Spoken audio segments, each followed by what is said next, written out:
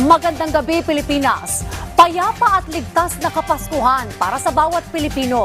Yan ang pinatitiyak ni Pangulong Ferdinand R. Marcos Jr. ngayong holiday season. Ito'y sa harap ng panunumpa ng mga newly promoted star rank officers ng pambansang pulisya. Ayon sa Pangulo, hindi lang ito tungkol sa pagtaas ng ranggo, pero pagtanggap din ng mas mataas na responsibilidad. Yan ang ulat ni Kenneth Pasyente. Sa gitna ng holiday rush ngayong Kapaskuhan, pinatitiyak ni Pangulong Ferdinand R. Marcos Jr. sa pambansang pulisya ang kaligtasan ng bawat Pilipino. Sa kanyang pangunguna sa panunumpa ng newly promoted star-ranked officers ng PNP, inatasan niya ang mga ito na paigtingin ang pagbabantay, lalo na't karamihan ngayon ay abala sa nalalapit na Pasko. As we are in the holiday season, when more people are out in public and families are on the move, this period calls for heightened security and vigilance.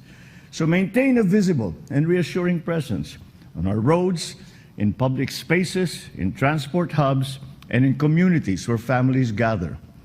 Tiyakin ninyo ang kaligtasan ng bawat mamamayan upang tunay natin maramdaman ang saya ng Kapaskuhan na may kapanatagan at pagkakaisa at may tunay na ligaya. Punto ng Pangulo, hindi dapat mahinto ang serbisyo kahit pa sa panahon ng Kapaskuhan. The season likewise reminds us that public service does not pause even in times of celebration.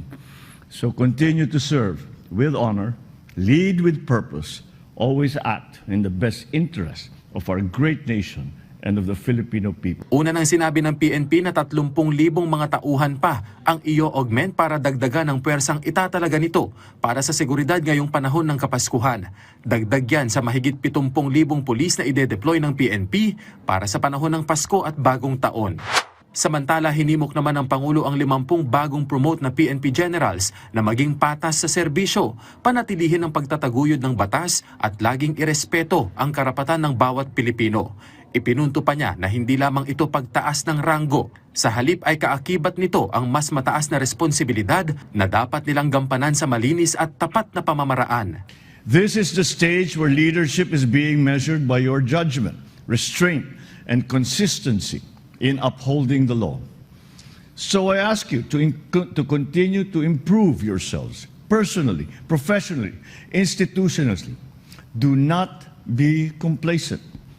Be firm, be fair, be decisive, while remaining fully respectful to the rights and dignity of every single Filipino. Ang kapangyarihan na hawak ninyo ay may kaakibat na pananagutan. Nakataya ang kredibilidad ng institusyon at ang tiwala ng taong bayan sa bawat galaw at desisyon ninyo. Kaya't nararapat lamang na alagaan ninyo ang tiwalang ipinagkaloob sa inyo. Muli namang tiniyak ng Pangulo na patuloy ang suporta ng pamahalaan sa PNP at patuloy na isusulong ang mga reforma para sa ikabubuti ng institusyon. We will continue to support reforms that will enhance your capacity and boost your morale. 2 weeks ago, I issued Executive Order number 107, updating the base pay schedule of all military and uniformed personnel. This will be implemented in 3 tranches starting January of next year, with subsequent adjustments in 2027 and 2028.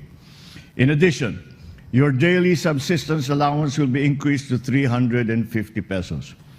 So alongside these measures, we remain committed to supporting and ensuring the welfare of your families, recognizing that their well-being is integral to your service as a nation. Sa 50 nanumpa, 44 sa mga ito ang 1-star Brigadier Generals, habang 6 naman ang 2-star Major Generals. Kenneth Pasyente, para sa Pambansang TV, sa Bagong Pilipinas.